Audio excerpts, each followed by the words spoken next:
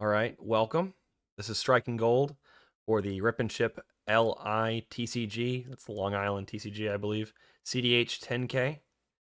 I'm here with Moose and BAUS, uh, and with Sho Tip, our co-host. Hello. You guys want to say hello? Hello. How's it going? Hello. All right. So first things first. Congratulations to both of you. Moose here got third place with a 3-1-3 record at the LITCG 10K, and BAUS got fifth place, just missing top four with a 2-1-3. Yeah. I'll say Um, in the Swiss, we were undefeated, no losses for Magda in the Swiss. yeah, Yeah, we Yeah. both went 2-0-3 in the Swiss. So. gotcha. Yeah, it makes sense. You guys both only have one loss. So when I wrote this, I didn't know BAUS was going to be able to make it for the first little bit, but I'm glad he's here. So BAUS is going to have probably an early departure, so I wanted to talk about his stuff first. So I normally would start with the highest placing player and then work backwards, but this time we're going to go by time constraint. So BAUS, let's do some prep and expectation talk. Did you do any deck prep for a particular meta or for a particular what did you expect coming in, I guess, is the best way to put it. Yeah. I hadn't played up north before, or at least I guess I played outside of Boston once. But I expected a really mid-rangey, very greedy sort of meta. Mm-hmm. So that's kind of what I expected coming into it. I Mm-hmm. really just thought I would see a lot of blue farm, maybe some Marnius, but nothing outside of that. And yeah, it ended up being when people told me a greedy meta, I didn't realize they meant they're just going to jam it and go for it. And I certainly experienced that throughout the day. So some of the stacks pieces really hurt a lot of the players I played against and put me in a really good spot. And then there were other times where I just simply didn't have answers for when attempts that were put on the stack and felt a little helpless. Just not blue enough for those pods. Yeah. Oh yeah. Makes sense. Like it really is like that. Some people will just jam. Did you do any particular prep or deck changes?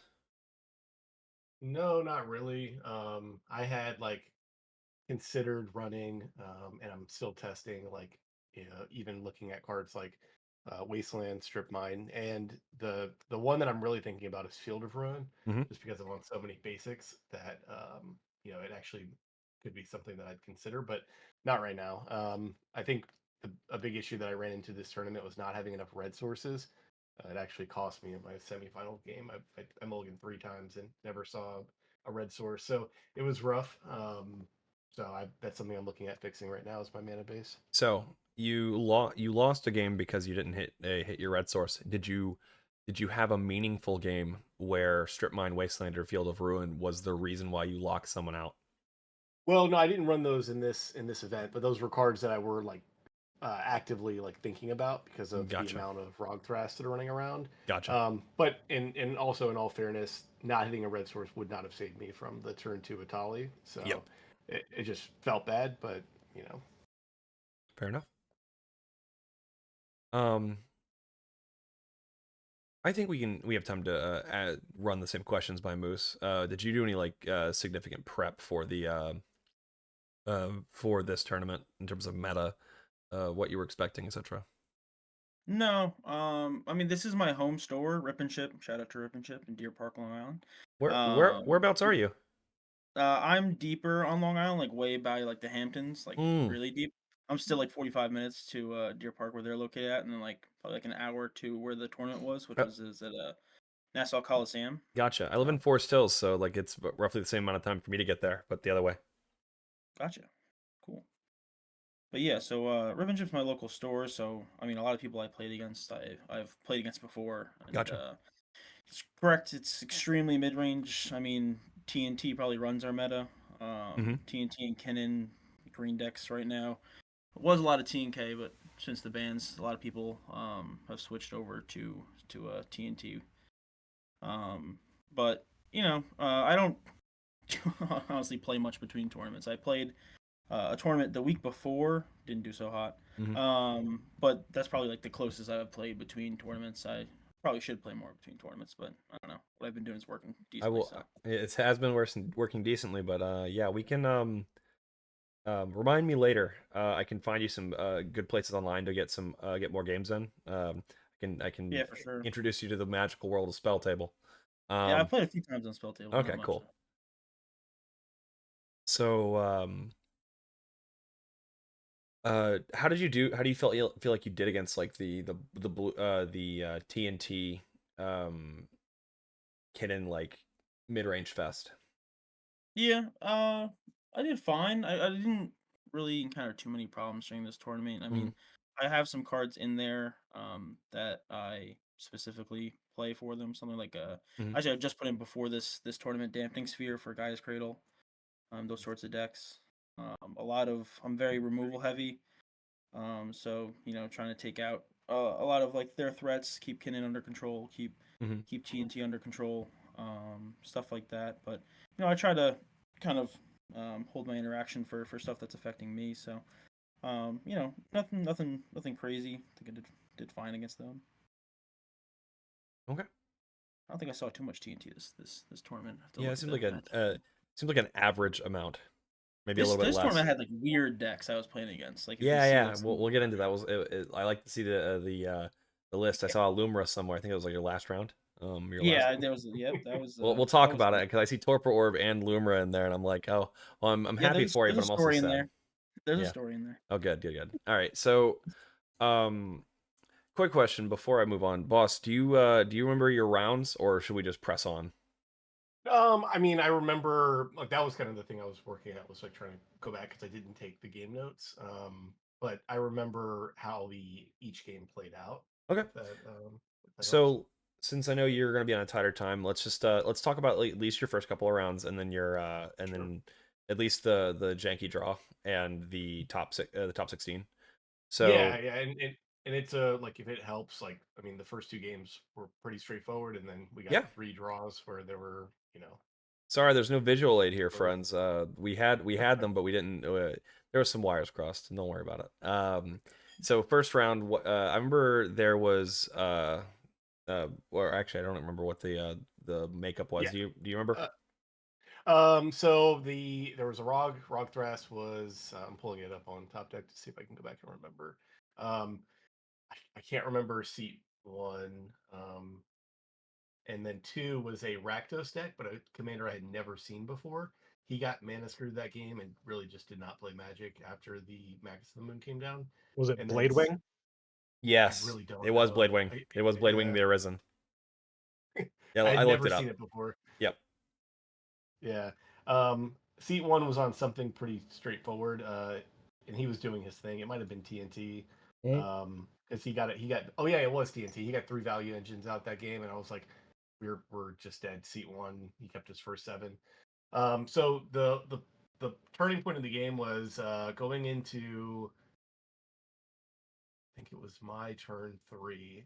I top decked Magus of the Moon, and Rogthras had just cracked Expedition Map or played it to get Gaia's Cradle, and TNT or Blue Farm didn't interact with him. And I'm going, okay, well, the wheels will come off very quickly. Hmm. And then I remember drawing Magus of the Moon, slamming it, and then essentially no one played Magic the rest of the Yeah, game. yeah, uncontested You win. know, so the Blood Moon effects, the Magus Moon effects are just so powerful right now, especially with the number of like Cradle decks. If they can't get an answer for it, you know, you can just go unchecked.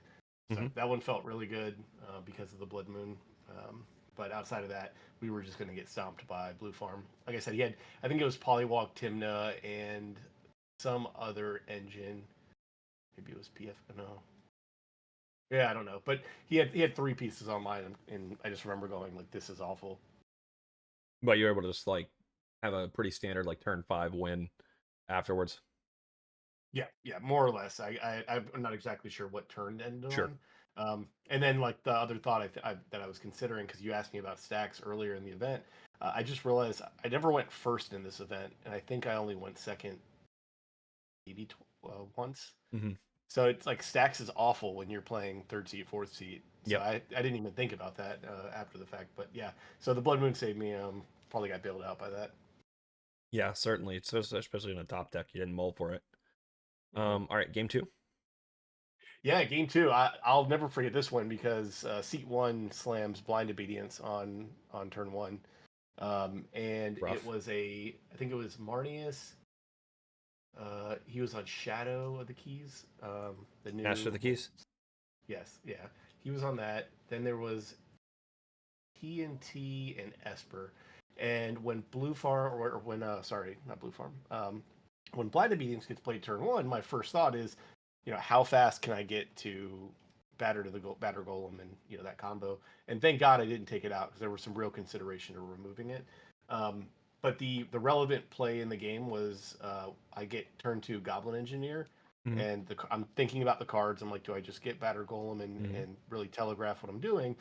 But instead I choose to get Lifecraft Engine, and it did stop me from getting blown out by Bowmaster, which I expected to see against 3 Esper decks. Right. So just playing through, like I played several stacks pieces that game. I can't remember exactly how it played out, but the Lifecraft Engine ended up saving me. All right, big ups to that card. Yep, yep. You told me about at least 2 of your next 2 draws. Because you went win draw draw, right?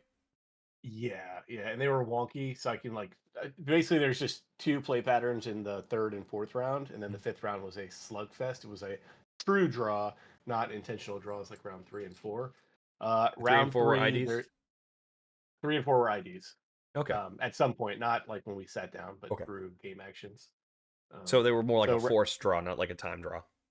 correct. Yeah, the last round was absolutely a time draw. Okay. It was a slugfest.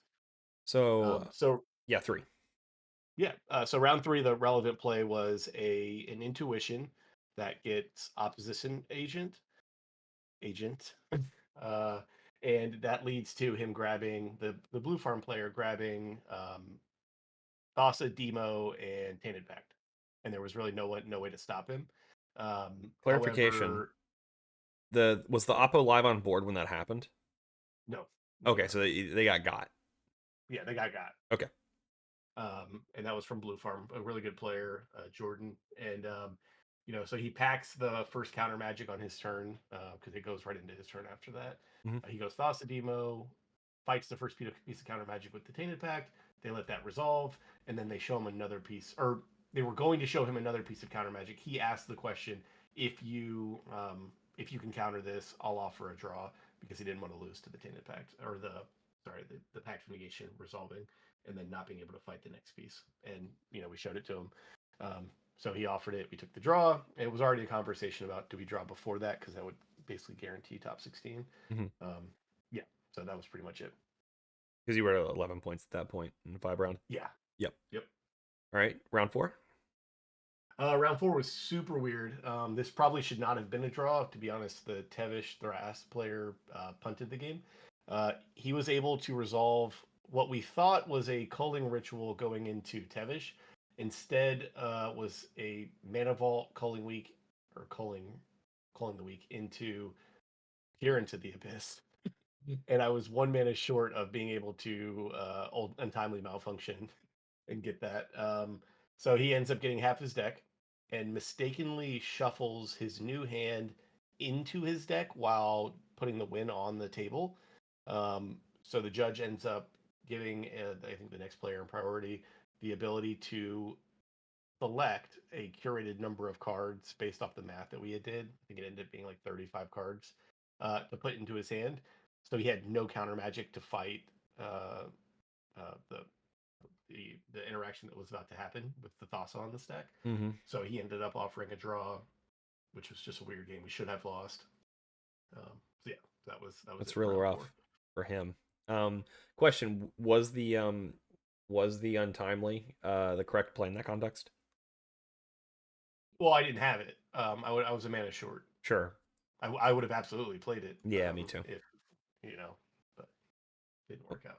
All right. So, and that was your kind of like forced ID because this guy had nothing and game state was Yeah, rather fucked. yeah. Oh, it was bad. But we did have one piece to be able to stop him, and that was enough to get the draw on the table. Cool. And your fifth game. Yeah, last round, two of us, myself and the Azorius player, I believe. Um, we were cool with the draw because it was going to give us top seats in semis or semis. The other two guys likely had to fight it out. So we get, I believe it was Marnius, and I can't remember the third seat or first seat because he kept his first 7. That's what I do remember. They ended up basically interacting with each other all game, while myself and the Azorius player basically just made life really difficult to play Magic, and ended up grinding the game to a halt in getting to the last turn of the game and preventing a. I remember untimely malfunction being relevant for stopping the win attempt. And then also having, I think, like a Reb or a Pyro to help as well with the final stack. Yep. Sandbagging the stack interaction is important. Having the stacked interaction is more important. Mm-hmm. So I guess it leads us to top 16 with, I want to say it was Heliod and was it Wheeliod and Atali and something else. Yeah, it was no And because I Grixis remember Pirates. yeah, Grixis Pirates because I played against Lily in Atlanta. I was seat 1, Tali was seat 2, seat 3 was Lily on Grixis Pirates, and then I don't remember seat I want to say it 4. was Esper something or Azoria something. Yeah, I I can't could be wrong remember. though. It could be in Uh, TNT, TNK.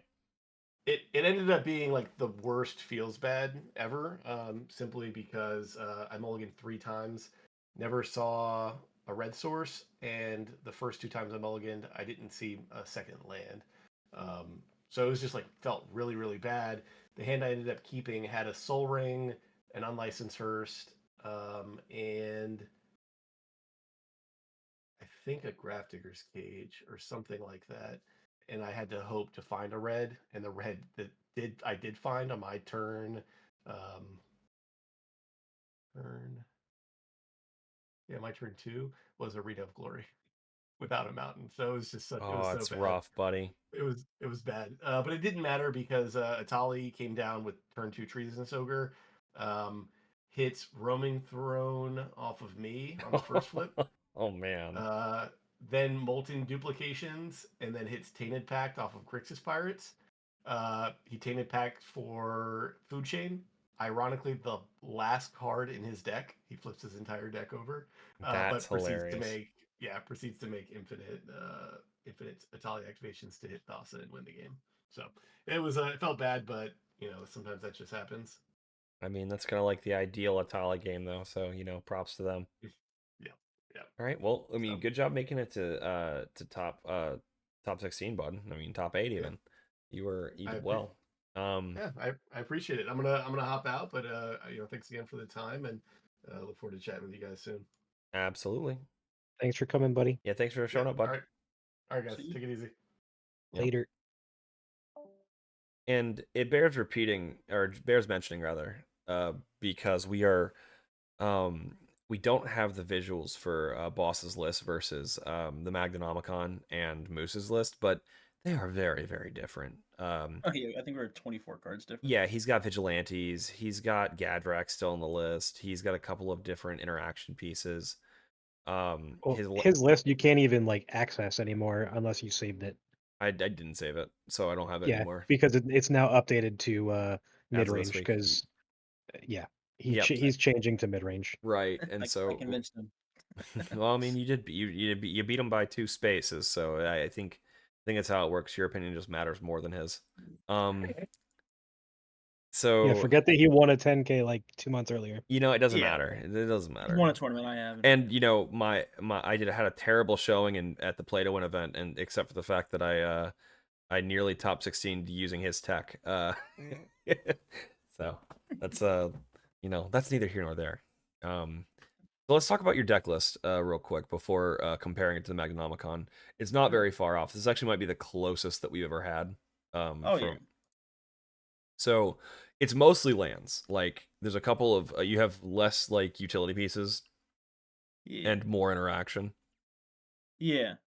So So yeah, my list is like heavily inspired by both the Magdanomicon and Rust's list. that makes Heavily sense. more heavily on Rust list, and then I That makes kind of sense. pick and choose from different places. Yeah, if you compare ours, it's probably only like a couple cards off.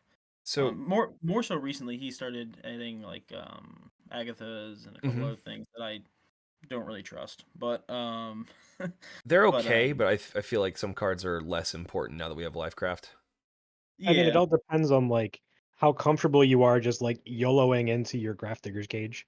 Right.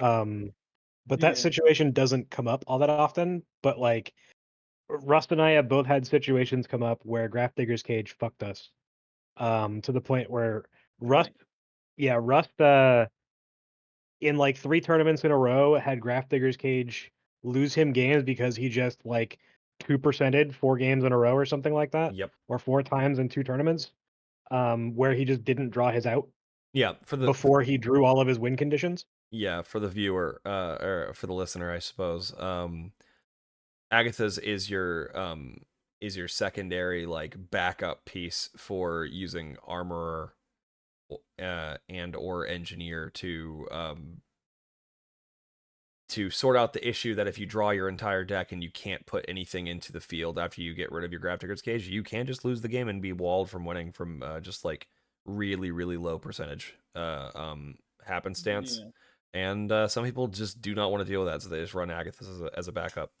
Um, hmm, I one mean, of it's the with Agatha's, it's like 2%. Without Agatha's, it's like 8 to 10% chance to just like brick. It's closer right, to 10%, right, 10 to okay, 12. So like and it's 8% is a considerable amount. Um, scare me.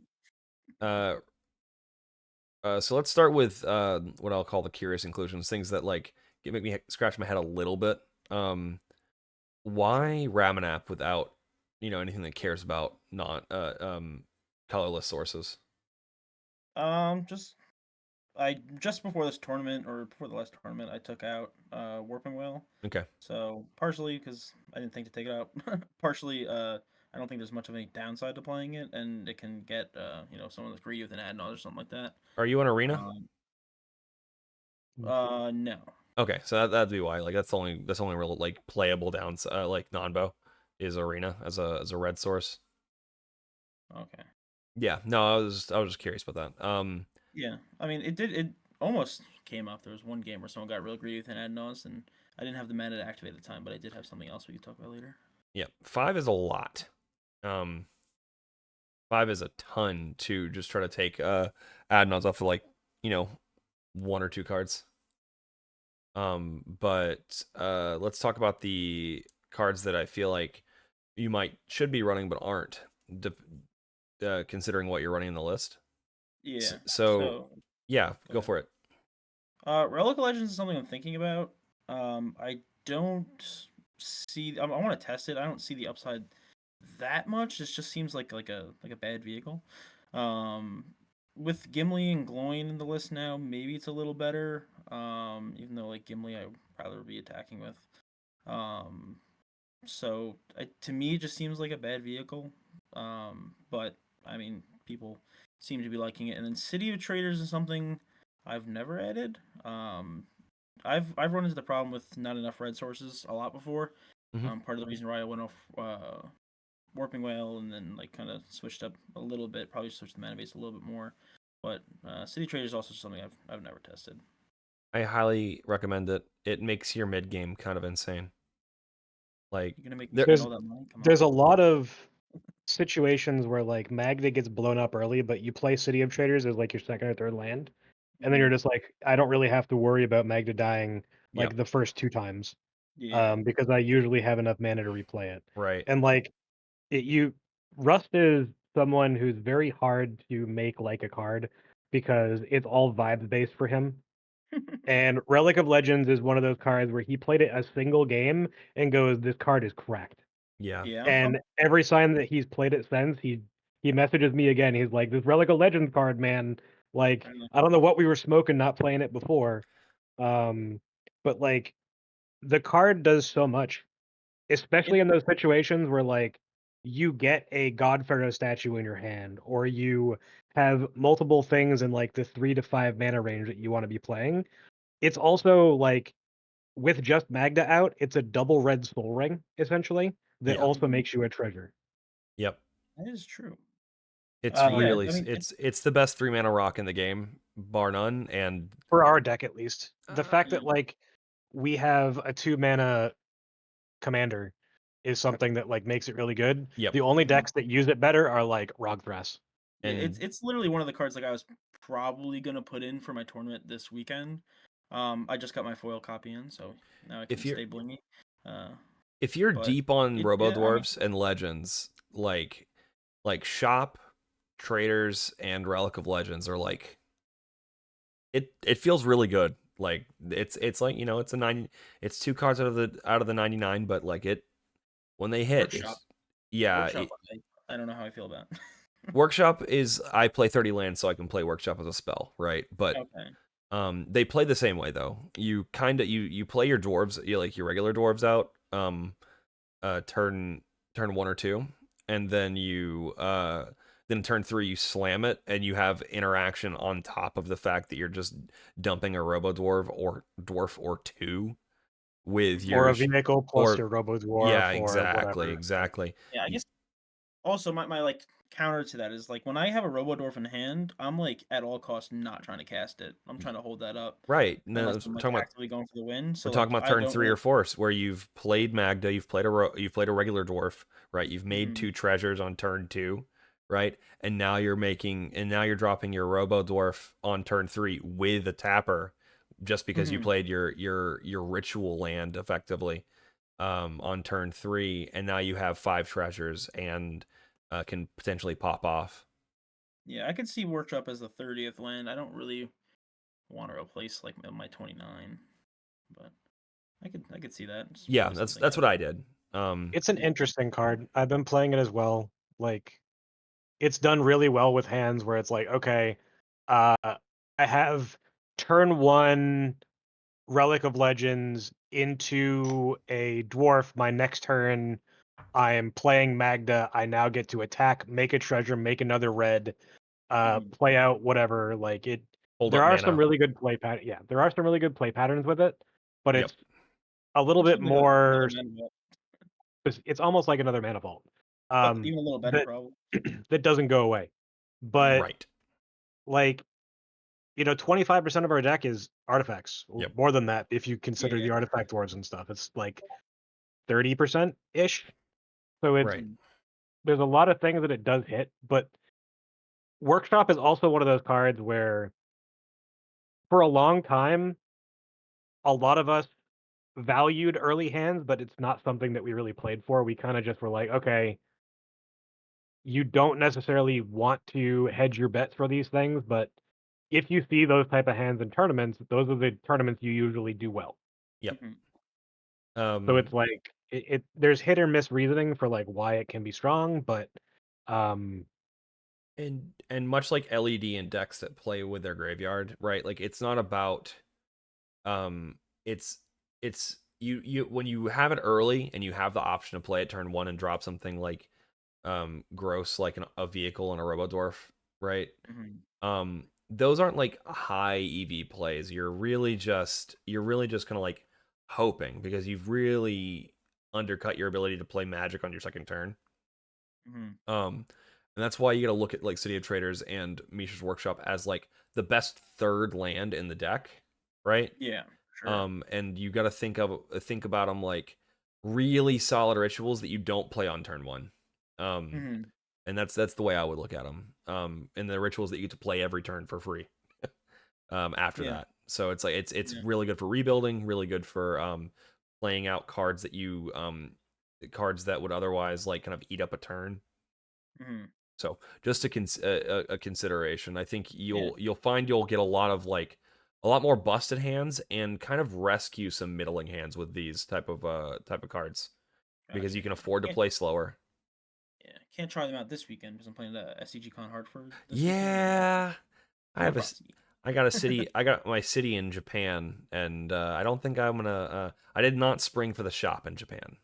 I'm 50-50 on if I'm going to Hartford or not. I don't really want to get up at 6 a.m. to drive to Hartford because I don't have a hotel or Airbnb or anything. So Yeah, that's why it- I don't have anything either, and I was like, it'll be either a it's late also night or $100. So I don't it'll know. be a late night or I'll get a hotel after the event. All right, so let's talk about your the flex slots. Um, so Fomori for me is Yeah. it's the City of Traders slot. It always has been. It's been if I've had Fomori in the deck, I've been testing it with like a slower list that builds more artifacts on board. I'm a lot happier with it.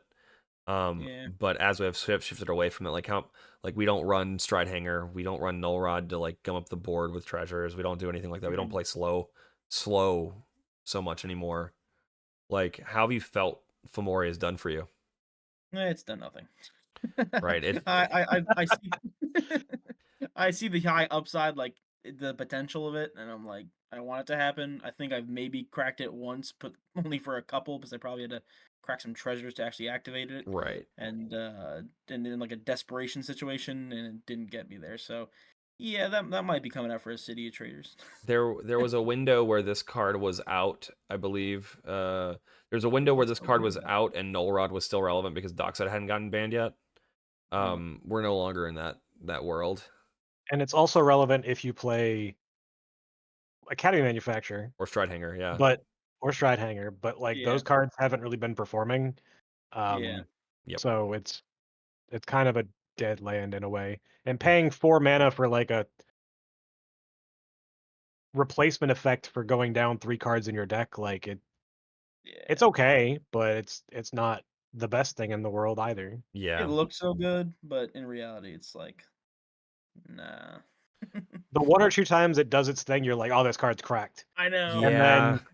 then like you play it for another 3 months and you're like, "This card has been a colorless land for me for 3 Yeah. months." Yeah. It It's like just the upside of it's like if you have like a billion treasures, then it digs you so far. But if you have a billion treasures, you're just winning the You're winning game. the game. Yeah, right. exactly. It's like, what am I really doing? Like the only situation I'm cracking this is in like a desperation situation where I only have a few treasures and it's not gonna dig that deep anyway. Or you're Yeah. getting stuck behind a Clarion Conqueror. Yeah. So let's talk Flare now. How is Flare done for you? I like Flare. I mean, we have a lot of like sacrificial dwarves. We don't like to sacrifice our dwarves, but sometimes it's necessary.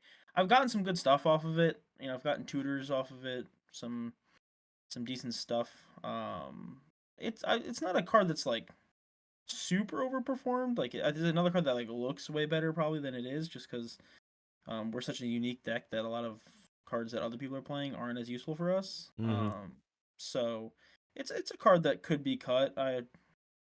I like it, but it has gotten stuck in my hand probably more times than it's been useful. So Yeah. Like it's not only is it there's that data set of number of times that it's gotten stuck in your hand, you just really don't um have an outlet, right, to use Mhm. it. And there's also Or you can't situations afford to get rid of your dwarf. exactly. That's the yeah, other data set where you're like valuable in when they seem. yeah, and I would say it's probably 2 to 1. I think those things measure up, right? Like to being Mhm. about twice as often you are going to either not be able to play because there's not a valid or relevant target, or Mhm. it's just the game state situation doesn't make sense. You'll go down a dwarf to get roaming throne, and that'll be cool, but you'll be heads up, and Mhm. people will just over target you, kill your Magda, and now you're really behind. You spent 2 cards on that. Yeah. Yeah. There's two situations. There's either A, the situation where no one has a counter and you just get to go off and do your thing. There's the other situation based on seat order where someone counters the tutor because they can't let them have the finale of devastation, and then you'd go off over the top. Yeah. But those are like few and far between when those happen. Right. And if anyone else has interaction on top of that, they get 2-for-1 now. Yeah. So it's like those are situations that have happened to me where I've gotten 2-for-1 removing a dwarf to play a flare in the first 3 turns, and the only time that flare has like really done something important is copying a culling ritual so that the opponent does not get the mana. Yeah, which is still not amazing. Yeah, It's still not not amazing. You're losing a dwarf anyway to the culling ritual, so it's like Yeah. it's not the worst thing in the world. You're stopping them from winning, but Yeah. Flare of Duplication is almost always a defensive piece. And if you're losing a dwarf to play it, it should save the game, right? Yeah. Mhm.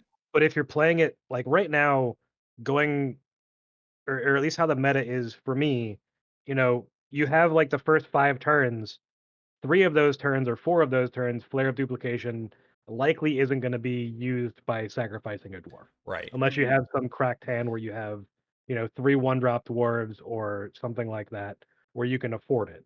Yep. Yeah. But like because we're all of our interaction to stop wins outside of this, like it's all based on our actual activations. hmm Having to have someone else do something on the stack for this to be useful is like a coin flip way too often. Yeah. Mhm. The stuck in hand thing is not to be underestimated. Like this card pitches to Chromox. You know what I mean? Mhm. Like I've talked to some players that like don't even play Magda and talking about Flare of Duplication and even like ROG players, some of them are like, yeah, sometimes this is great just because ROG costs 0, but if my creature costs anything, like what the fuck? Why am I doing this? right. Mhm. Um and at the same time, like again, is the deck playing to be greedy? Is it trying to like win with someone else's tutor? Like what's it trying to do? Right. And if you're using it offensively, again, it's a huge risk. It just feels like it's the saddest version of Return the Favor. Yeah. Like, because the mana not costing mana is like real, but like there's so much more utility in Some cards of the like other cards that you can play. Well, like yeah. SWAT effects are so much better. Like Yeah. every For us. SWAT effect is better that we have. Yeah. Everyone but Bolt Bend, but Bolt Bend no one plays. Yeah, well, yeah, that's never gonna be 1 mana for us. Yeah. So Dead and Gone. Let's talk about that. Dead How Gun's definitely the worst piece of like removal that I play. I play a lot of removal, just because I'm terrified of Oppo and Bowmasters. Mhm. It's definitely the one that's been on the chopping block. If there is a piece of removal that's going to be cut, I mean, Yep. it does its job. It gets rid of both of the aforementioned cards. Not as well as a lot of other things. Obviously, if you have to go on something and you have to do it in the last second when they're just gonna replay it and make sure if it's in Oppo's case, then well, both of those case that they don't have the mana to recast it. Mhm. So it's definitely the worst piece of interaction if I was gonna cut a piece of removal. Gotcha. I recently had a game where in tournament, Inala Intuitions puts Spellseeker into the graveyard, gets a Rhystic Study and it gets a Rhystic Study, plays out a One Ring, and then Animate Deads uh the Spellseeker, and I have enough mana where they have 1 blue available where I'm able to gone the Spellseeker in response to the ETB and stop their win. So that felt real good. But like Would a it's situations would a like kill that where spell the have card is helped? Would a kill spell been better? Or just no, as because good? it would have put it to the graveyard and they would have got the ETBs anyway. Oh. So it was specifically the bounce that allowed me to win that game. But um, Rust keeps talking about the fact that Gone lets you bounce a Thrasios to enable a Force of Will or another pitch uh, card. So I don't know. It's something that I think actually is a lot better than I've given it credit for. Yeah. There's just the times where Gone is really important is so dependent on like seeding what players you're playing against. It's a super high variance card, but Yeah. Mhm. um, I've never had it like be a bad card. Like I've never had it like stuck in right. my hand, kind of like flare or something like that. Like it's always like if it's the removal that I have, it's worked. You know, Yeah. from Two is There's for too enough. many 2 toughness or less creatures that Yeah. need to be dealt with. Yep. yeah. Speaking of which, Delayed Blast Fireball Yep. also Oh, hits 2 toughness creatures.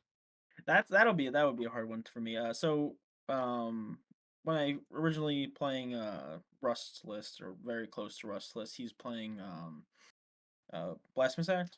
Yeah. And that card I'm not a huge fan of. No, me neither. Just because it blows us out of the water too. Mm-hmm. There's a lot of Sisay in my my meta. We have like Teleria East and some other people that are big Sisay pilots in our and I've had Delayed Blast Fireball completely blow them out of the water, which always feels good. And you get all the Just ROG decks currently? Yep. Or yeah, all the Rathios yeah, deck? all the rock decks, all the Kinnins with all their stupid mana dorks and all that kind of stuff. So I just love how it's a board wipe that doesn't kill us. It's a one-sided board wipe for Yep. us, which is Yeah. huge. I just can't see a world where we play like Blasphemous Act or something and then, like we end up winning that game. It's also good off of J-Well. Jessica's Will, yeah. Yeah. Oh yeah. Oh yeah. That hasn't happened for me, but Happened for me one time when I was still playing it. I'm not playing it right now, but it's always like, you know, somewhere in the low teens, high 100 knots. I think that Delayed Blast Fireball is really good in the current meta because of all the Cradle Farm decks. Yep. And just in the Northeast, like, there's too many people playing Kinnan, TNT, Tevesh Thras. Sisay, Tevesh Thras, Rog Thras. Like, Yeah. it's almost a card where, based on meta, we don't have a choice. Yeah. Yeah. It named, like, is the best red board wipe. 90% of our meta. All right. I mean, I think all these cards are. I mean, Fomorival, I think is just probably a card you shouldn't be playing anymore. But Flare has its upsides, but it's a feast or famine card. These two I like more, like a lot more. They're probably like less borderline, more like I'm 60-40 on them, right? 60-40, 65-35 on them right now. Yeah. I like Delayed a lot more. Probably a card that I put in way back when and never thought to cut it again. Yeah. The lands it has an ability where you're just like, it's good, but yeah, the text is good. The cost is not. Yeah, why cut it if it has good text? Right. It does have good text. All right, you ready to get to rounds, bud? Sure. Your deck was so close to the party line, as it were, that we had to really dig in. Yeah. So let's start with round one. This was a draw, and you had no card of the game. Did you do nothing? This game was pretty uneventful. So the seat one, it was like a little kid who was in his first ever tournament. So let me go through turn order real quick, just so for the listeners. We have Mendicant Core Guidelight, which is the white blue 2-drop robot from Aether Drift. I don't remember its text. It's got start your engines. Whenever you cast an artifact, you may pay 1. If you do, copy it if you have max speed. And its power is equal to the number of artifacts you control. That's just relevant for the viewers. Then it's Mendicant, then you on Magda, then Wheeliod, then Helga, Skittish Seer, who has a very like legally distinct from Chilean style of ability, but is also a mana dork. So go ahead and walk us through the game. Yeah, so the Medic whatever core guidelight thing was it was like a 12-year-old kid, and he it wasn't like a cEDH deck. He was playing like whatever he was playing. You bullied a child. He was nice. We treated him nicely. But he had fun. Him and a couple of his friends, I think, were playing in the tournament. But this game wasn't very eventful. I got it to like a decent start. I don't remember the exact cards and all that kind of stuff. I got Magda killed a couple times, and then Heliod and Helga went into like a really long turn that they were fighting back and forth. Helga was starting to pop off. It was, and it ended up just being a draw. Like we just went to time, and no one could get there. It was a largely irrelevant game. It was probably the least eventful game of the day. Gotcha. All right. Round 2. This is your first win. This is Tivit, then Timnah Thras, then Winoder, and then you on Magda. Card of the game is Jessica's Will. Take us away. Yeah, so Jessica's Will, the reason it was the card of the game is I was able to politic it to resolving. So Magda got killed, I think once or twice. I cast Jessica's Will just to get the mana to recast Magda. The Timnah Thrasios player was debating on countering it. And I did some politicking, convincing them that I'm still far away from winning. And eventually we came to the consensus that I was gonna kill a was it Voice of Victory? Is that the new Grand Abolisher card? Yeah. Yeah. That was on Winota's board that he got out like really early. Winota got out to like a really early, quick start and started to get out some scary stuff, or started to look really scary. So I politicked to kill. I used a Galvanic Blast to kill that, so that they would let my Jessica's Will resolve, and so that was key. For a while I wasn't playing Jessica's Will, but the more and more I play it, if it resolves, it's crazy. Yep. If it doesn't resolve, which a lot of times it doesn't, because people reasonably are scared of it because it does a lot, then What it's I not so good. what I find funny was their rationale is a little bit wonky. Hey, if you kick this other player in the dick and use some resources, one mana and a card, we'll let you run away with the game by playing J-Will. That's such Yeah, that's such a weird, like, that's not like that's use not whatever you got. We were all just currently scared of the Winota player. They were starting to like get ahead, and then, like right. that Voice of Victory was like kind of like a signpost for us, like, oh, we might not have much time left. Yeah, no, So absolutely. he wasn't going to be able to interact with the Winota player unless it was gone. I mean, I wanted to get rid of it anyway, so I kind of just like used that as a double win for me. But I mean, I use whatever I can grapple onto for politicking purposes. Right. I mean, realistically, like J-Will is one of those cards where the good players either know based on what your board state is if it can resolve or not, or they just go, yeah, sure, you got J-Will, but if you hit something nasty or whatever, it's getting countered. Right. So it's like it's you putting you down a card, potentially countering whatever it is, and it's always really funny where you're like, J-Will can hit that roaming throne, but it's like a 3 in 90 chance or whatever. Yeah. And they're like, yeah, that's not a big deal. And then you hit the roaming throw and you're like, I cast roaming throw, and they're like, I don't have force of will specifically, so yeah, that resolves. Yeah. Yep, and then Yeah. you're just like, well, I guess we got. Yeah. Luckily for them, they weren't as scared of it just because Mag goes off the board when I cast Jessica's Will, Yeah. so I was just going for the Oh, I mana. love that. That's a great spot to be in, because there's like, hey, he doesn't have Magda yet, and I was like, where do you think the like? Yeah. Yeah, no, It was- it can definitely, especially if you have roaming thrown in hand or something like that, and you're just like, yeah, I just want the mana. Yeah. So I think I had some decent other stuff to do with the mana. I think I cast Magda. I think I got like 7 or 8 mana off of it. Cast Magda for 4. Had like a vehicle and some other stuff to do, so it was a profitable J-Will. Cool. So anything else? Yeah, Anything? that game it came close to losing to Tivit. Tivit cast out a time sieve late. This is later in the game. Cast out a time sieve. The only interaction the whole table had was the Tim Thrasios player had a pact that they couldn't pay for. So just based on EV, he ended up playing the pact so that we could play for a possible draw Right. instead of losing the Tivit player there, which he did, and then I ended up winning later on. So Gotcha. Yeah, it's not okay. really a good place to bully from. They can't really say, like, draw or you'll lose. And I was like, draw or you'll lose. Like, you're right. You can't. Yeah. They can't really get you there. Yeah, it was just like it was like he was kind of didn't really want to do it, but we just told him it's like you have the definite loss or the possibility of a draw. So he Right. eventually came around and did it, which is I think I've seen it done, that exact play done multiple times with a pack that you can't pay. I mean, it's the best case scenario for you. So Yep. All right, round 3. This is Glarb, then Moose on Magda, then Atali Primal Conquer, and then Amarnius Kalgar. Card of the game is Return the Favor. Yeah, the Return the Favor is the card of the game for a very funny reason. Okay. So Atali seemed to have everything. I mean, he had Imperial Recruiter to go get Ogre. whatever. No, Ticker whatever Goblin? the heck you exile with the food chain. Squee. Squee.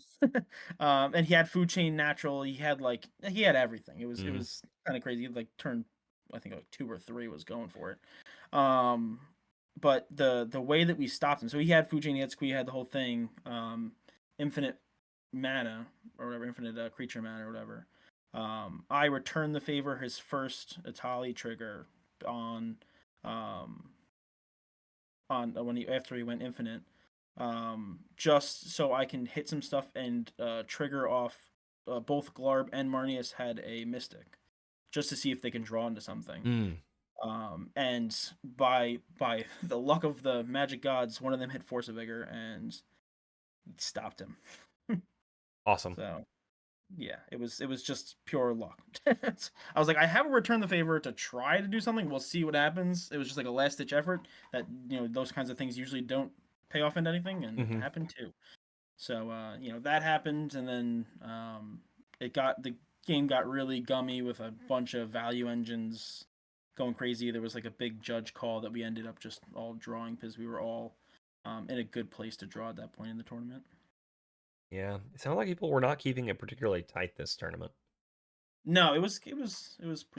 It was a lot of it. I heard about that thing with the PETA. BAUS. Yeah, I didn't know it was in his game where they shuffled it back into the deck, but That's I rough, heard about dude. that. Yeah, that was crazy.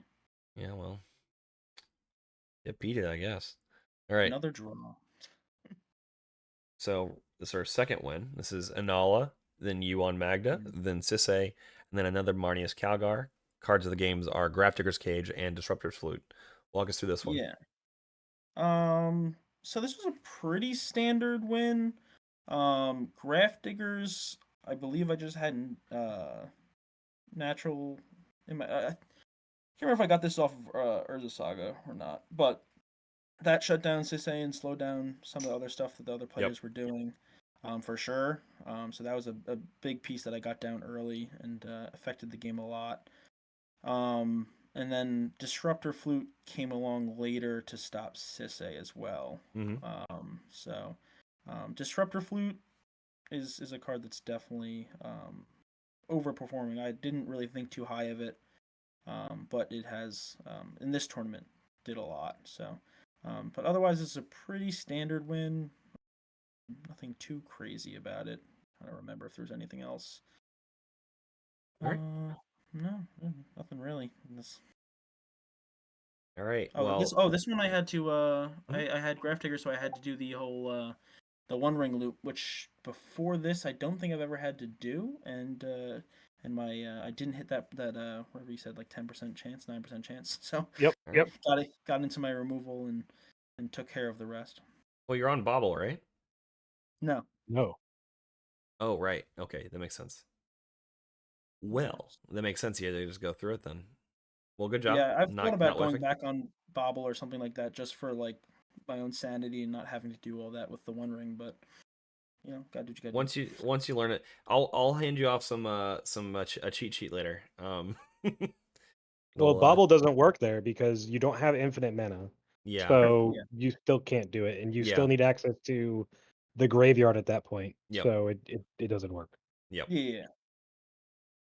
All right, so let's go on to the round I'm most interested in. For those of you that don't know, I'm a pretty avid bear enthusiast, and we had one, and they didn't win, which makes me the big sad. So we have Lumra, then Magda, then Francisco Thras, and then Tim Necrom. Card of the game is sadly Torpor Orb. So how bad did you bust the nuts of this poor bear? Yeah, so this was an interesting game. Lumra was cooking pretty early, pretty fast. And so me and the T&K player were both 2-0-2 at this point, so we're looking for a draw. And then the other players needed the win to get into top 16. So it got to the point where I had 3 untapped dwarves and a tutor up, so with the whole roaming throne thing, that could be turned into a win. So we were getting to the point where it was right before the Lumra player's turn. Waited for Tim Thrasios, Francisco, and T&K to use as many of their interaction stuff for Lumra, because they actually didn't know I can go for a win from that state. They didn't understand. Because I told them if I needed to get Torpor Orb to stop Lumra, I will. Not revealing that I was going to try to go for a win if I could. So on T&K's end step, I go get Roaming Throne, get to the second tutor, And then they were like, "Are you going for a win?" I was like, "I will, unless you show me something." The TNK player shows me, I think, Swords to Plowshares or whatever. And then I got Torpor Orb to stop the Loomer player. But later on, neither me or the TNK player realized later on that they didn't even have the white mana to cast the Swords to Plowshares, which is a sad realization. But we were still in top 16 with the draw, plenty of points, with 13 points. So I wasn't that mad about it. And who knows what would have happened, what kind of seat and stuff if I won, that wouldn't have turned out the same way. So Loomer was not in top 16, correct? No, with the draw, it wasn't enough for the Lumra or the Thrasios Francisco to make it. Big sad. I feel like I would have heard of it. All right. Well, good job beating up my other deck. We like that. I like that. I know you do. I love the bear. Yeah, I prefer the draw over that. It's the second time I've played Lumra. That's the first time it did anything, but that's a pretty common thing. I build mine to where it almost always does something, not feast or famine. Yeah. We have a saying in the community that you should, if you see the LED, you should jam it and snort the coke and then never do that again because you never win from those. But cocaine bear is real. It's fun. All right, so let's move on to top 16. Obviously a dub. We have Timnacrom, then you, then Vile Thras, and then Timna Thras. Yes, all the so fun. You had a fun pod. Oh yeah. Oh, cards of the game: Grafdiggers, Sudden Shock, Disruptor. You were playing Police, it seems. I was. So yeah, this was a fairly slower, grindier game. The Sudden Shock. Oh, so the Grafdiggers. I got out fairly early. And played a role later on. The TNK player, this is later in the game, started to go for a win. Beforehand, he ad-naused. He ad-naused, then went used a Final Fortune to get a second turn, as like a desperation second turn. He ended up forgetting that I had Grafdiggers and went for a Breach Line. Oh no! Which was to my delight. But he went down. The reason Sudden Shock's on there, he went down to 1 life with his Adnos, and I had Sudden Shock up the whole time, so I was letting him go through whatever he was doing. The Tim the Thrasios player and the Thrasios Vile player were burning some interaction on him, and I was just kind of holding him at gunpoint the whole time, unknowingly to him. You were just trying to burn the interaction out so you could pop off.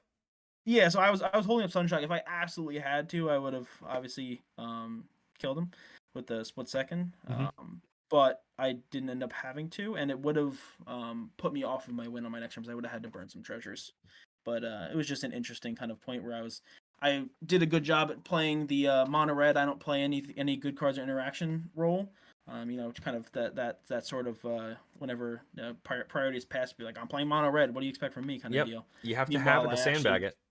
Meanwhile, I actually do have the perfect answer, so I'm just gonna kind of sit here and if I need to use it, I will. If I don't have to, I ain't doing nothing. Yep. But the Disruptor Flute. This is the interesting part. This game, I had to make a bit of a gutsy call. The Thrasios Vile player,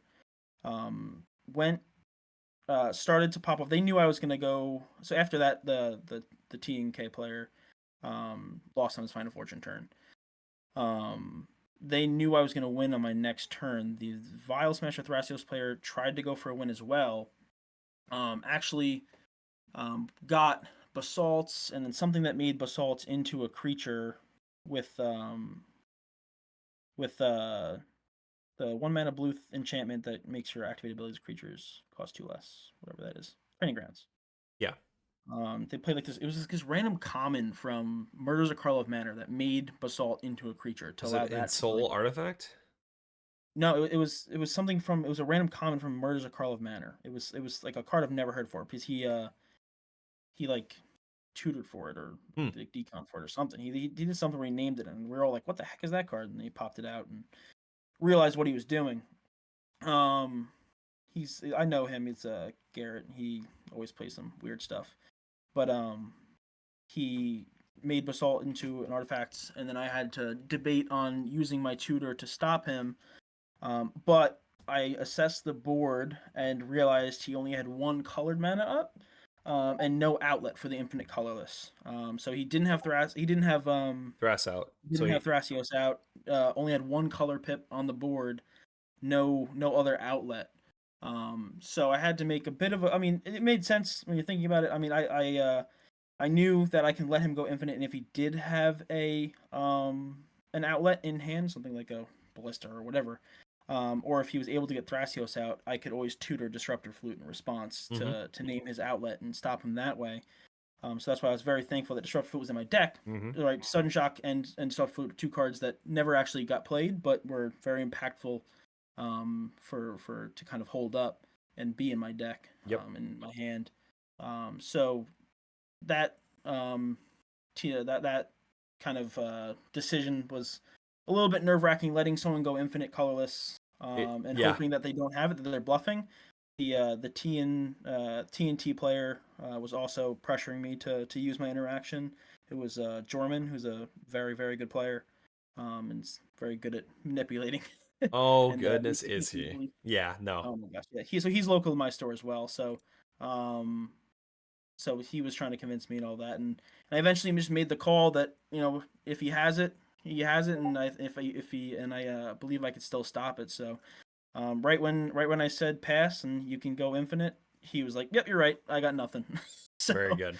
So then from there it was you know, just go to my turn, and I won from there. So that was a big win. BAUS was there to congratulate me, so thanks to him. And awesome. That was a good feeling. Yeah, you definitely deserve it, bud. That was a good play. All right, and now for the fateful final. So we have Master of Keys, Magda, Thrash Tevesh, and Atali. I'm assuming this is like Thrash Tevesh, like Chatterstorm.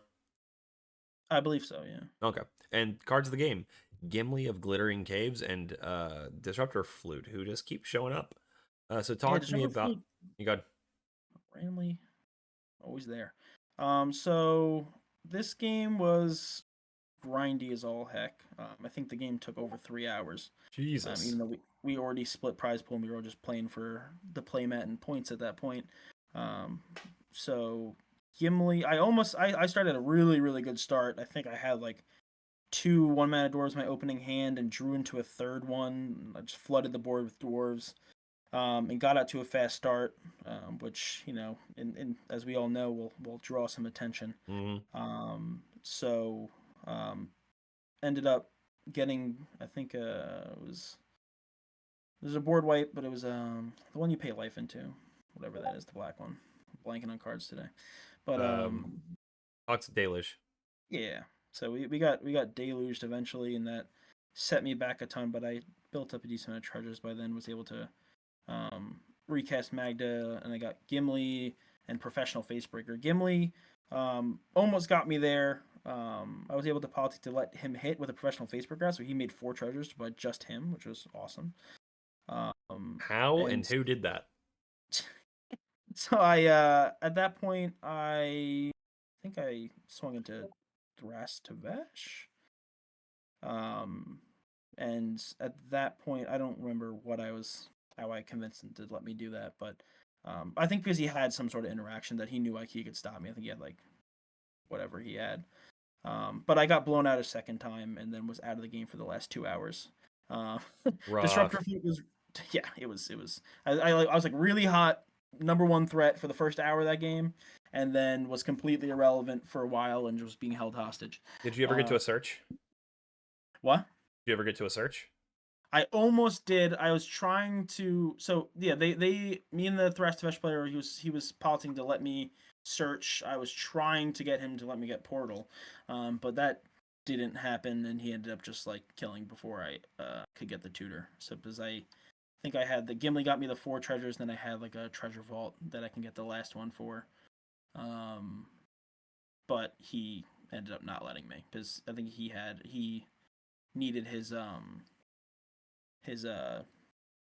thralls or whatever the heck to draw, yeah. So, you know, I just, you know, drew too much interaction too early and got blown out. So Disruptor Flute came up later when I think there was 3 One Rings in play, and name One Ring. That to slow everyone down and try to build back up. But You just never got yeah, there.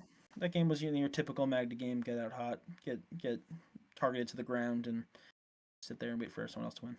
See, that's what I'm telling you, man. That the City of Traders and Mishra's Workshop game just really lets you just fly under the radar for the first 2.5 turns.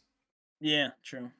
But this game, Atali ended up winning it with a Emrakul that he took. Master Keys was about to win. He played Emrakul, took Master Keys, and won with his deck. So, That's fun. Yeah, which is actually the second time that Emrakul came out. Oh, I forgot to mention in the Loomer game, Loomer Emrakul'd me. Dude. and didn't know how to win with my deck, so he couldn't win. Oh, that's so sad. That's my game. I deserve to be there. I know. I know that game's built for you. Me and Sunglasses are like the only two. I know. That's So funny. he Emrakul'd me after I got the Torpor Orb, and then I don't know if he didn't even seem to like try to figure out how I was winning. He just he had I had, but he was controlling me. I had Flare Dupe in hand, and then he drew Pyrokinesis, and Right. then used that to just completely wipe my board of anything. Could so he have one with your deck? What? Could he have won on your turn with your deck? Yes. So he could have just done twin shot loops and killed everyone else and then himself, himself being you. Yeah, for sure, but he didn't know how to do it. So. Oh, that is the saddest. But he didn't seem to even like, I don't know, he didn't like seem to think about it at all. So he blew up my board. The one of the players had the guy with the swords then had the swords up, or maybe didn't have the swords up, but he was holding that to try to stop it. But I'm pretty sure he could, if he knew how to, could have went over it at that point. Hit that for the bear. You both were made top 16. Yeah. Well, that's your run. It's a very good run. Thank you for walking through all those games with us. No problem. All right, so I got some questions in the back end of this to talk through, if that's okay with you. Sure. So, in terms of your play, did you punt at all? This tournament, let's see. I don't think there was any huge misplays in this tournament. All right. No. I mean, besides not realizing that he couldn't actually cast the swords, no. Oh yeah. I mean, that's one of those. Yeah. That game, I was kind of already in the mindset for a draw, so I didn't really. Once he showed me that, I was kind of like, all right, we'll just draw then. So. Gotcha. We've talked about some cards a good bit, but like, is in terms of standout under and overperformers, I guess Flute is definitely an active overperformer. Is there any cards that like underperform in a way that you didn't expect? Underperformers, not particularly. Flute overperforming in this was kind of just like, I feel like situational. But I put in Flute before my last tournament the week before, and it did absolutely nothing. So Flute happened to come up a lot in this game. I mean, I drew it a lot. In a couple of the games, it was just like the most impactful thing I did, not that it was like super like key to that game. So that's why I named it a lot. It was just like the most impactful thing I did in the 3 draws that I had. Gotcha.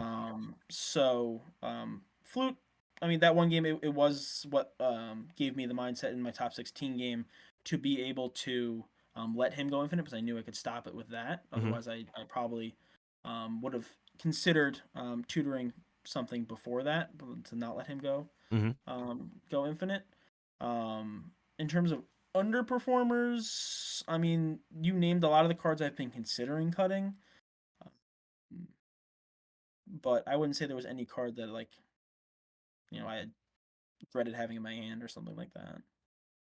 So I want to ask you, how many of those games do you think that Blood Moon or Magus of the Moon would have absolutely like changed for the better? One of the games I think I did have Blood Moon, and it did nothing.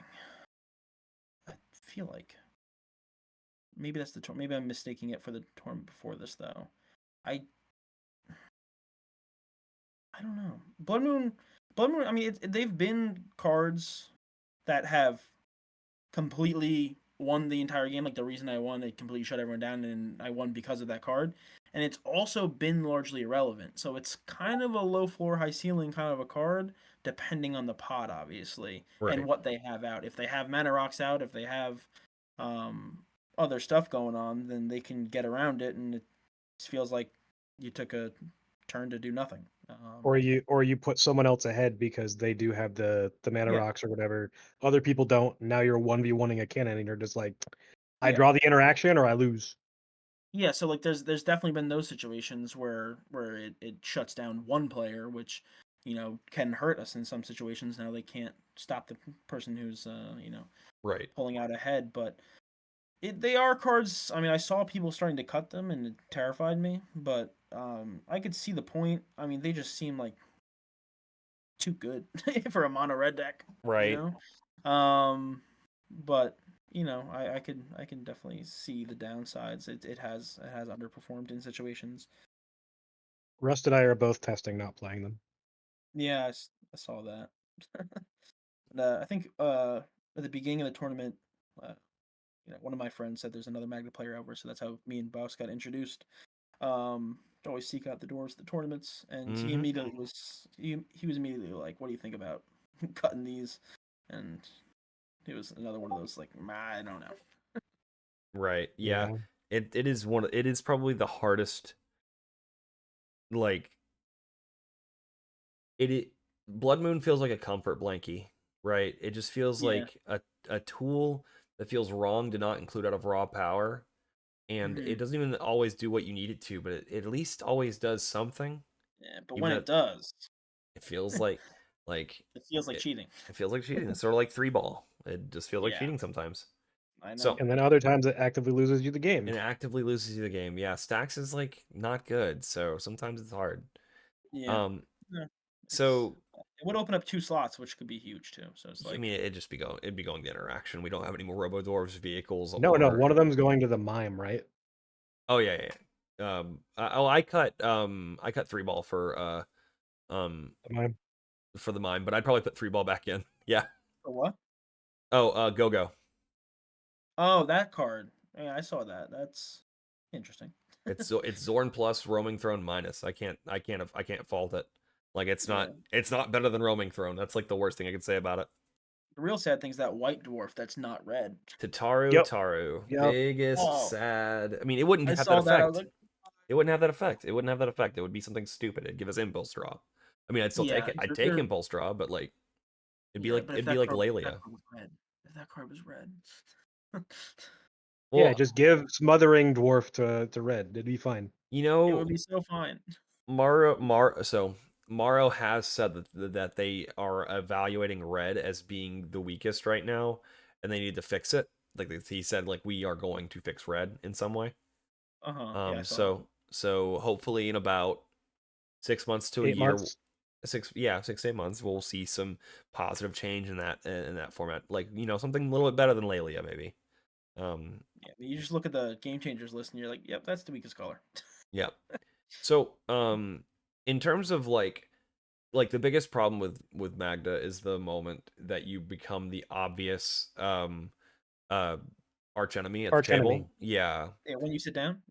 No. Yeah, exactly. When you sit down. No, not when you sit down. I have as many games with normal people that aren't over respecting the Magda as I do have games where someone's just going to hit me with interaction 2 turns in a row, like on cooldown effectively. I have people who like actively like will just destroy Magda for the sake of Magda. Right, those people aren't playing. I mean, they're not playing to win. They're not playing to win. They're playing to kill Magda, which is those effectively aren't games at that point. So my question is, in this tournament, I know you said that in the final pod you got off to such a hard start, or a good start rather, that they kicked you in the dick and kind of left you there twice. And you didn't really have an out there because draws weren't really possible, and people were like jockeying a little bit more aggressively because it's win or lose, right? During the tournament, especially during Swiss, Was there any time, do you remember, that you were like in that arch enemy position and that you found a way to leverage your way out of it, either with politics or just like game actions that we weren't necessarily political in nature? Yeah, for sure. I mean, like with Magda, you have to politic. Like it's not an option. Nope. You 100% have to convince people. But Magda still falls under the category of people don't fully understand it, but they understand that you can go off it very fast or very unpredictably. So a lot of times my best strategy will be just trying to convince them that I can't win off of one tutor. Like once we get to one tutor, a lot of options open up as we know. So trying to convince them that I can't, right? Showing them my hand that I don't have a Robo Dwarf, right? So they'll constantly be like, I can't let you get to one tutor because what if you have a Robo Dwarf? What if you have this? What if you have that? Trying to tell them like, what if you have Decon Thoracle? It's like Right. it kind of goes both ways. So kind of explaining the deck and almost letting it convince them that we can't win, even though sometimes we can't, sometimes we can, or even just letting us get to the point where we have a tutor and then open up all those options is so key.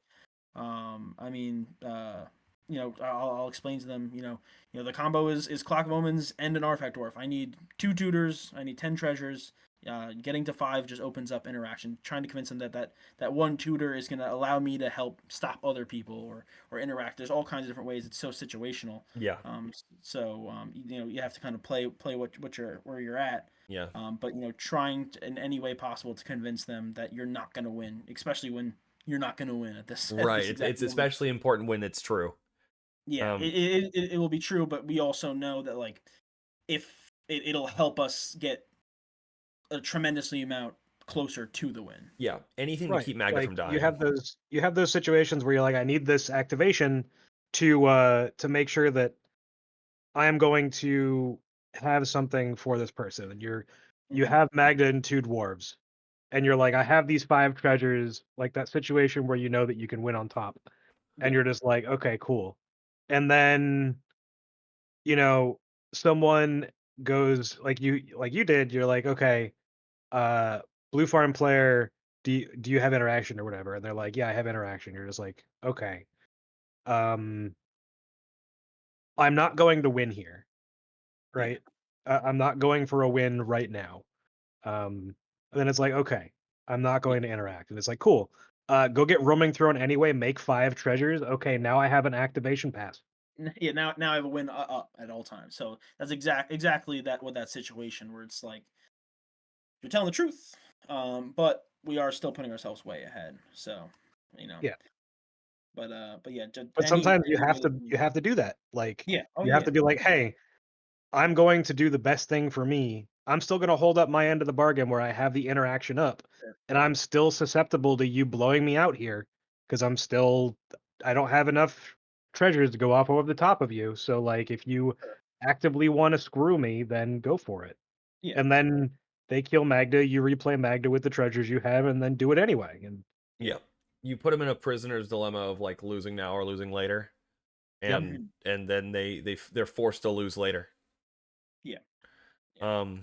So that's why like it's very important when you're politicking against Magda to be like, sure, I'll let you get your activation, but you can't get roaming throne here, or you can't get this.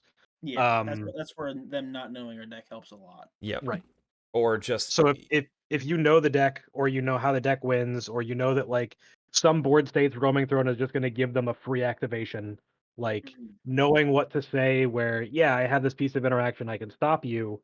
But like if you're going to activate in this turn cycle, you can't go get this.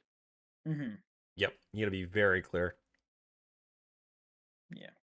All right. My next question is like, go back. What's today? Thursday.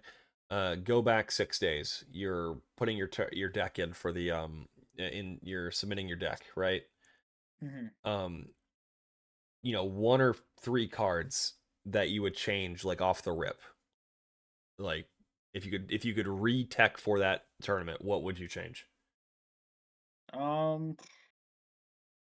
before talking to you guys, probably nothing. After talking, I mean the cards that we discussed before with Sure. Fomori Vault and Flare possibly. I mean those are not Fomori Vault, but Flare and Dead Gone were two cards that were on the chopping block for me. Gotcha. Other cards that let me look at my list. I don't think there's much. I mean, like Gimli and Gloin. I think Gimli's definitely good. Gloin is a card that I haven't seen too much success with. He cares but I about see historic cards, right? what? He cares about historic cards, right? Yeah. Yeah. He cares See, about you replaying Magda, which dies all the time. He cares about Yeah. you playing your vehicles. He cares about you doing this. okay, Like your stacks pieces. almost which- every game that I've played Gloin, he's made me like 2 or 3 treasures. Yeah, that's enough. That is Yeah. that is enough. And that's the problem Yeah. is that he pays you off for doing what you would already be doing. hmm And I just he's haven't seen him.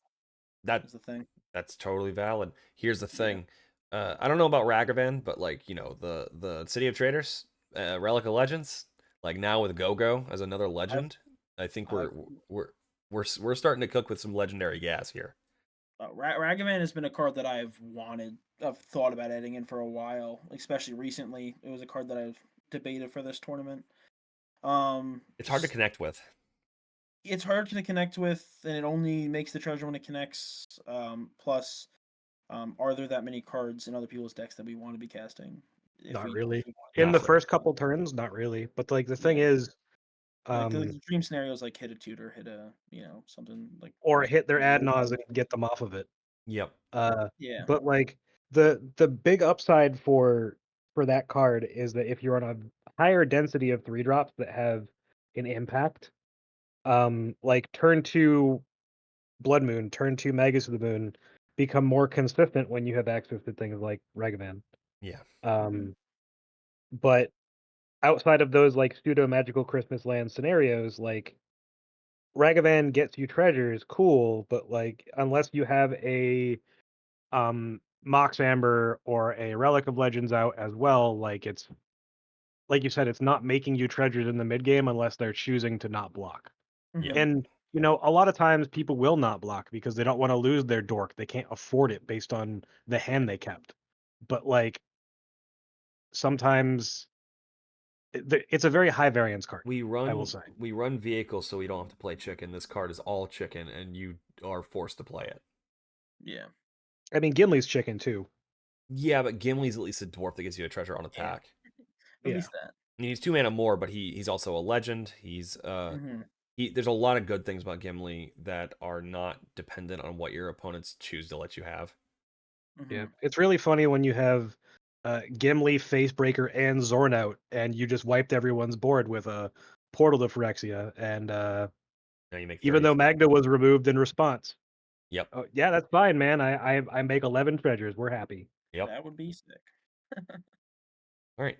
But the other card I would Mhm. say that I've thought about cutting, and I think I did cut at one point, put it back in, would be God-Pharaoh statue. It's a card I know a lot of people are cut because it feels more like a comfort card, and definitely is. But it's just one of those cards like if I tutor and someone respond, interacts in response, and Portal's not going to do anything. It's just a great card to go get. Yeah. With an activation that's not going anywhere.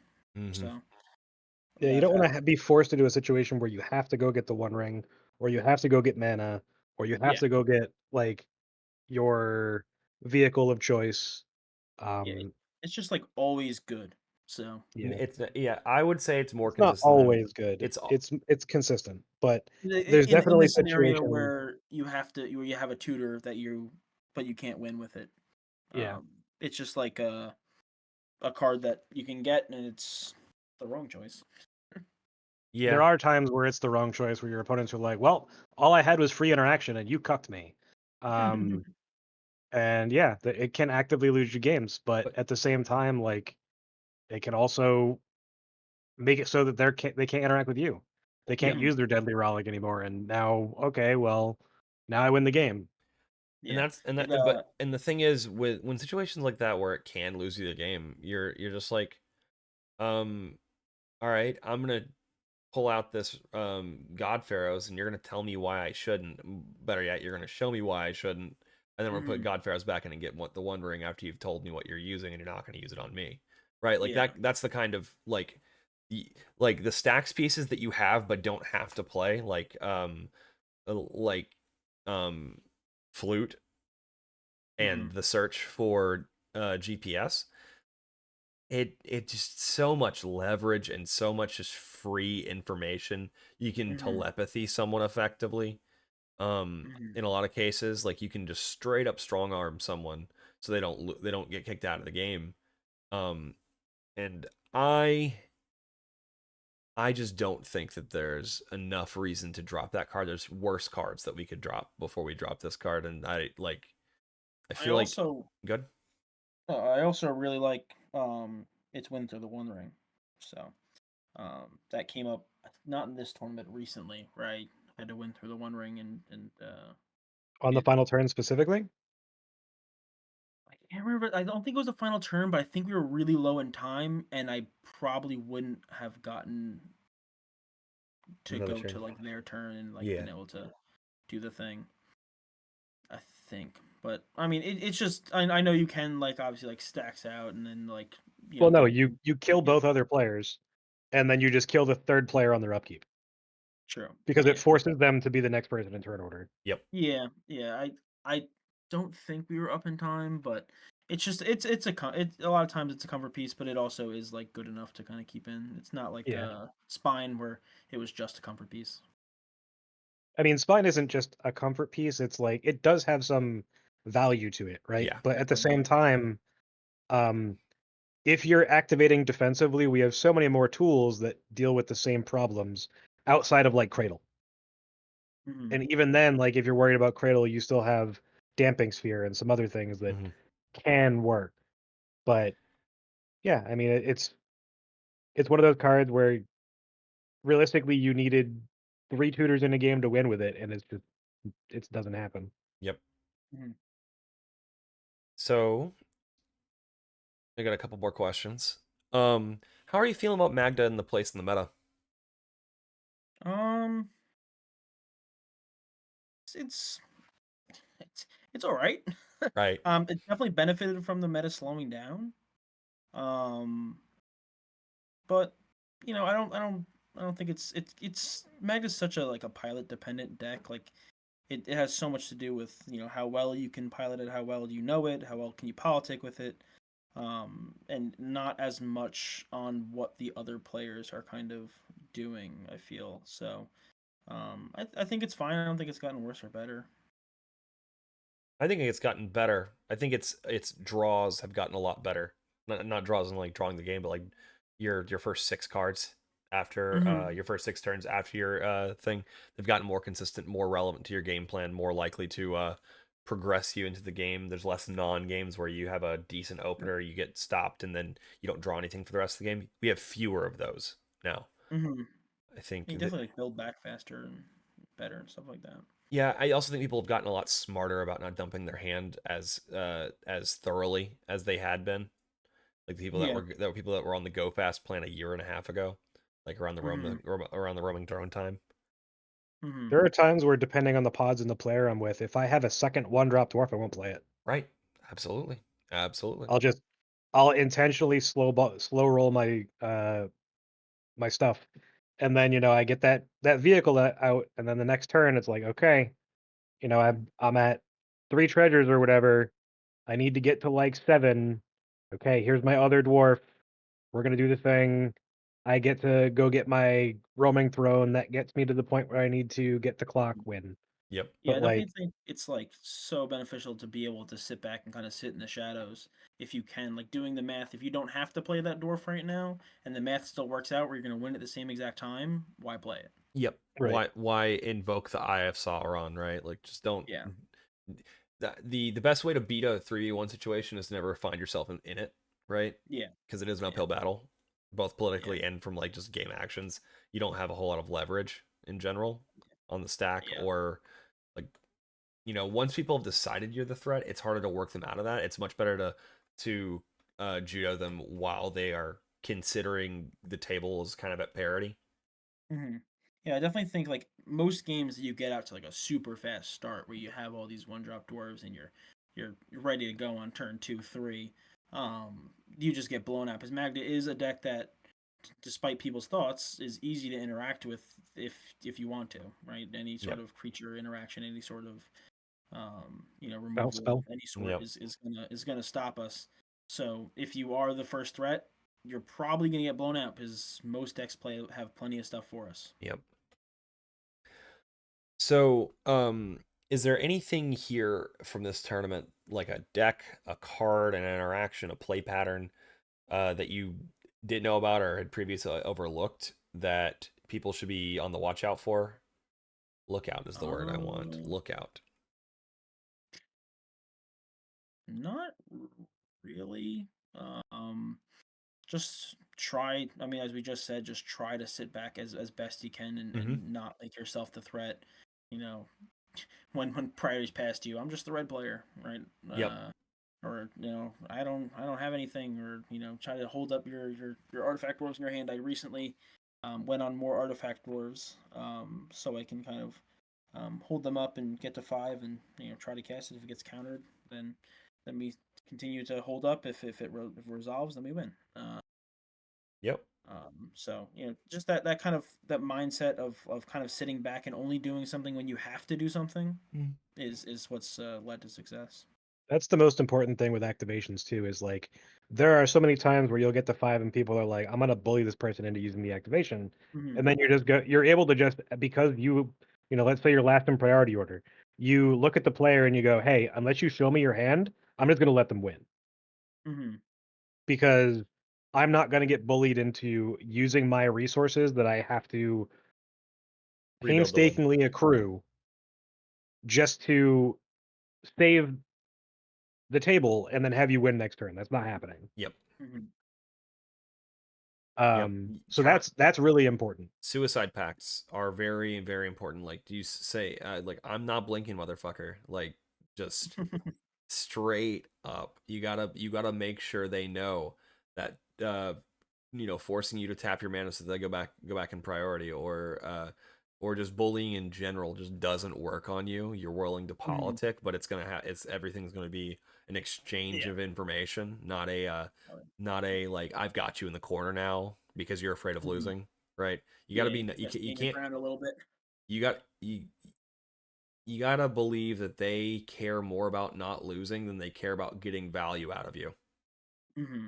Sure. Um, so And unless you specifically need a draw at a particular point in the tournament to maintain your ability to get into like top 13, top 10, top 16, whatever it is, just don't play for a draw.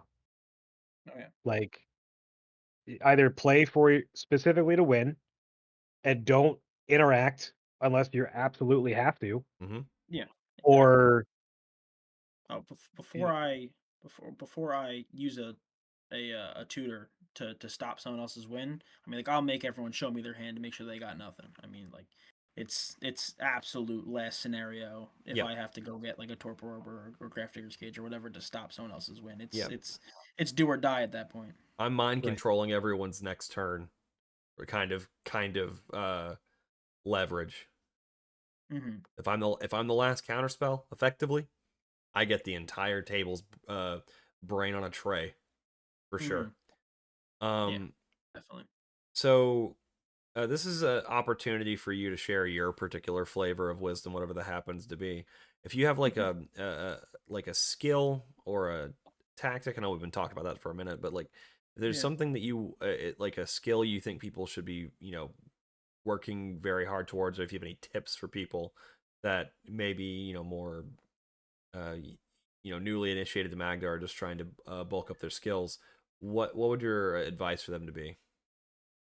Um, Definitely know you have to know your deck. Like you have to know exactly what you can do in any situation and how you can do it.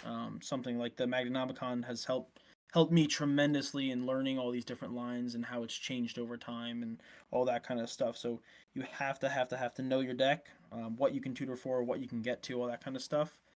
And then just like being able to politic and know the only way you can be able to politic and talk about when you can win and how you can win is if you know your deck that well. So gotta get a lot of reps and you gotta study it. All right. Anything else? The other thing, Oh yeah. I have go. a tip. Yeah, go for it. Go for it. Don't look sad when you draw your Clock of Omens. Oh my god, that's the worst. Yep. I hate drawing that card. And I've been guilty of like a little groan when I draw that card. Yep. Poker face is important. Dwarves are stout and stern. We did not bend. We did not break. We did not reveal information. So I guess I'll throw one in, and it's the same one I say every week that I do this.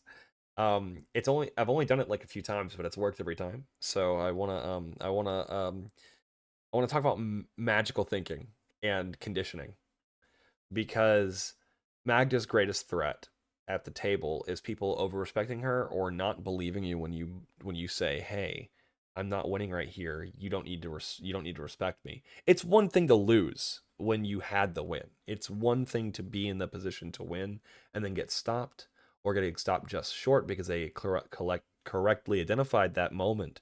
But it's even worse when you aren't even close and they don't believe you. And they throw away precious resources just to make sure you don't even get close. And that's bad for you because you lose those games, not because you don't win them, but because someone else does, right? Mm-hmm. You're not you're too far away and someone else isn't stopped. So my solution to this was to mentally condition the players that I'm playing with physical objects, because it's easy to say, "I'm good, I'm not winning right now, you're fine, don't worry about me," because that's a lie. But if you create a sub game for them, you can condition them to think, "I'm not losing right now. Magda is safe."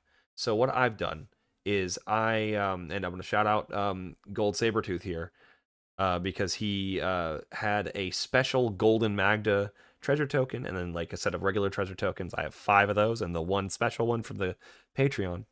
And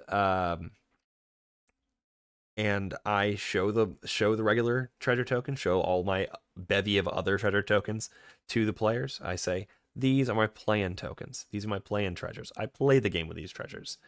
This is my winning treasure. This gold one right here. It's the special one from Sabertooth."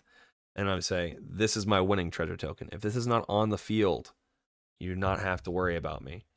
And I have had other players defend me to the person that is interacting with me too early and say, "It's not there. He doesn't have the winning treasure token out. What are you worried about?" And he was correct in that situation and then wrong the next time. But the important thing is to not lie about it. Like, play that treasure token out when you're going to win, but you should probably play it out when you're going to win after it's gotten to the point where you have like some safety, like you have an extra tap on top, right?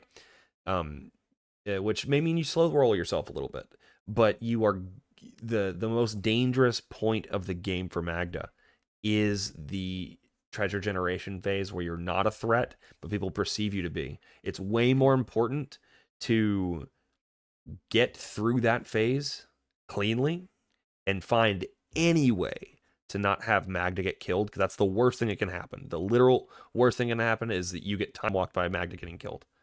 It is much better to slow roll the actual trigger pull for the win and being honest with the table and potentially opening yourself up to a little bit more interaction at that point than it is to never ever even get to that point, because the table decided to kick your dick in the dirt on turn 3 because you had a dwarf.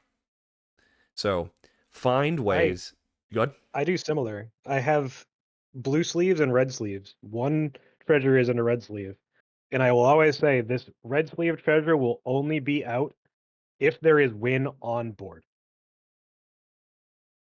And that is so important because it'll get you through the most dangerous phase, which is I am just a small dwarf. Please do not hurt me. We are short, but we are not yet mighty. Please. Yeah, I don't go that far. Yeah. to like physically show them when I can and can't win, Try it. I'll use my words. I do have that gold treasure though. Yeah, that's what I'm saying. Try it, dude. I have a couple of It them. works.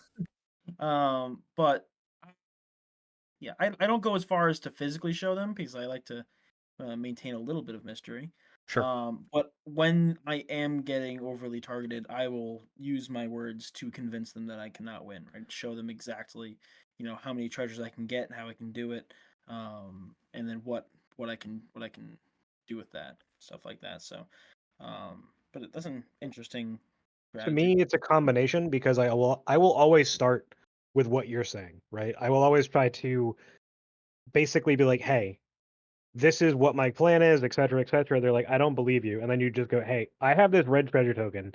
If we're gonna play this bullshit game, if I have win on board, I will have this red treasure token out. Mm-hmm. If I don't, then you know, you can talk to me. We Yeah. can figure this out." Right. Because, you know, that might mean, okay, now eventually I'm going to be able to play that dwarf from my hand.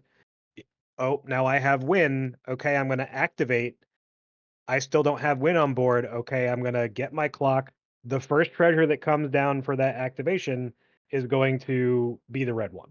Yeah. Mm-hmm. So something. There's still a Go ahead. point of interaction.